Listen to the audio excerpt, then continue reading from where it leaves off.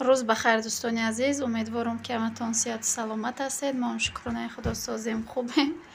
در اینجا باشه ما بازار رفته بودم، کمتر جوگوری خرید آورده بودم. جوگوری خام از یک مشمشانم میپزونم و در اینجا زلین سیتش رسم بوده، بودرینگ، پامیدور، هم خیلی چیزا ده پرودکت. خیلی مکرونه، اینجا کارتوشکا. از یوی میپزونم با یک چی میکنم، یک سلاتی آسونک به هوای میکنم. ماتران میپزیده. اینمی یک سلاتی آسونک با جوگوری اینم خیلی میکنم. حتما با ما باشید. همه شخص شروع کردن نشان میتم دوستان عزیز. فریزا یگان چی میگی؟ که بگو. سلام دوستان، این داری خریده. اینا اصلا میپزه میشه. اینا میخورمتون.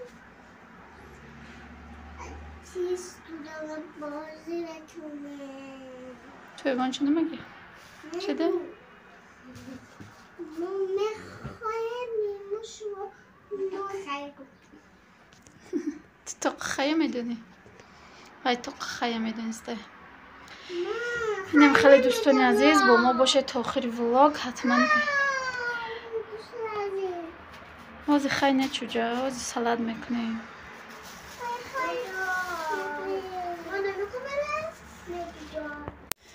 من خیلی جوگوری ها را شوشتم، آب دوختم ماندم، یک بجوش شروع پزد، بعد حتما که با سلاد سر میکنیم. و دوستان عزیز بسیاری از شما میپرسید که برای چی شوهر شما گражданство نداره یا که خودتون ندارید، شما میتونید گرفته گражданство روسیه.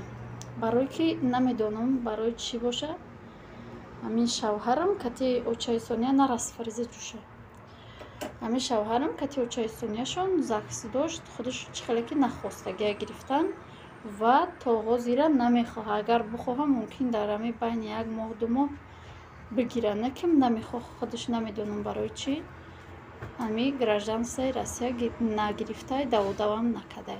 همین سبب نمیدونم برای چی. میگه با پرسو میگه نمیخوام. اگه مرا بگید ما ولی زکس نداریم دوستان عزیز، ما زکس نداریم. برای همون باکی ندارم، من ندارم. همین خیلی ولی گشته ایم. اگر بگیره نمیدونم. بعد بابشکه کو بابشکه بابشکه همین فریزه رو بینید. مردگیه. وای مردگیه وای بابشکه در شوا دام سلیمیه. مردگی نیست. من چسبم میبرم. مردگیه چوجا. دوستان عزیز اینجا در جوگوری ما پخته تیار شد. جوگوری خوراک اینجا تیار شد. ایستادگی های کی؟ بابوش کشو کشته مهاش اینجا ده باشه. یک سیت پامیدور گرفتم، بعد 4 تا بودرینگ. کو بابوش کشو کشته بوده. یک سیت پامیدور گرفتم، 4 تا بودرینگ، یک بانچه اوکرو اپی گاشنیچ، یک 4 تا зубчики خیلی чеснок، بعد اونجا کارتوشکا و پیاز خام تا گرفتیم. اینجا در ریزه کردیم پتسونیه. نمی خیلی کارتوشکا رو بیریون میکنیم همشه. نمی خیلی ریزه کرده. بعد سالاد منو تیار میکنیم. بیایید جوگوری خوری.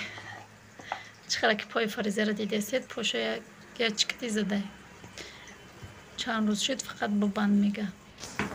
دوستان عزیزانم خیلی پامیدور را ریزه کردم، گاشنیچ، چسنوک، بودرینگ، کارتوشکا اینا قریب بیریون کرده شدم. اکی را چخل میکنیم. این را از ما میگیرم، من خیلی دوناش ایجاش جدا میکنم. با نشان میتونم تو نکو چخل جدا کردم.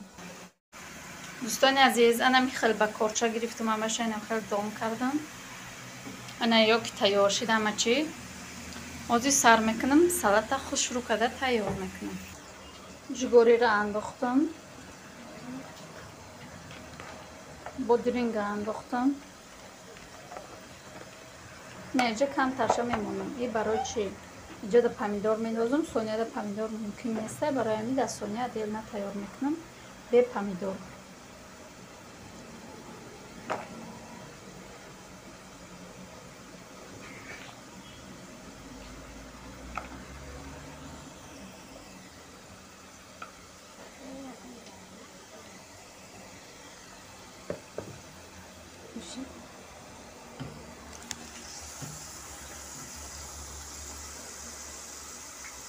Я ду дона чеснокам ба соня меандозам.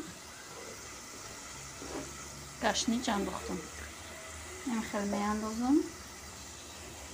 Баъд картошка.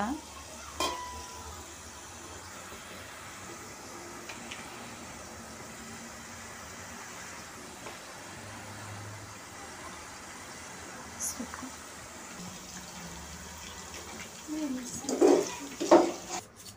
دوستان عزیز، اینجا یگان شیر نمک نکرده بودیم. نمک میزنیم به تابی خود، بعد یک جویا میکنیم شه نغزکک.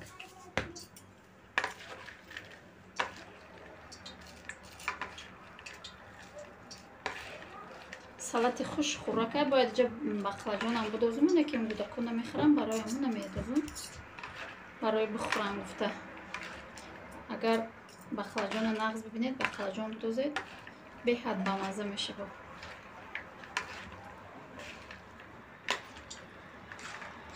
فرزه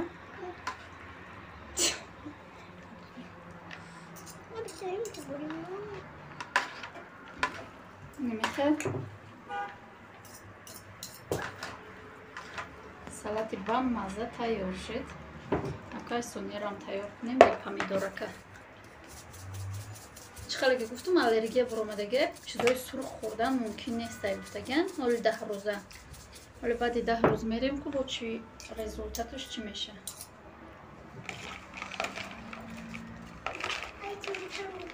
ای سرخات نمیشه، ای سوزک. دوستان عزیز، اینم خیلی سالت بامزه که ما تیار شد. نیشم برای پهرزایی، برای بپهرزایش اینم خیلی تیار کنید حتما. خیلی بامزه، آسان و اینم جوگوریش با بامزه تره، بامزه میکنه. در اینجا ویدیو را به پایان میرسونیم تا ویدیوی آینده در پناه خدا باشد. خدا نگهدار هر یکی ما و شما باشد.